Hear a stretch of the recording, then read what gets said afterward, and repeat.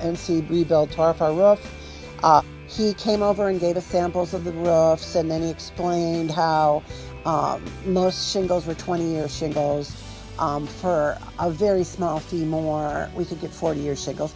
I don't think we're going to be around 40 years from now, but, in case we are, we don't need a new roof. So, and when the bottom line, when the bill was presented, there were no hidden fees.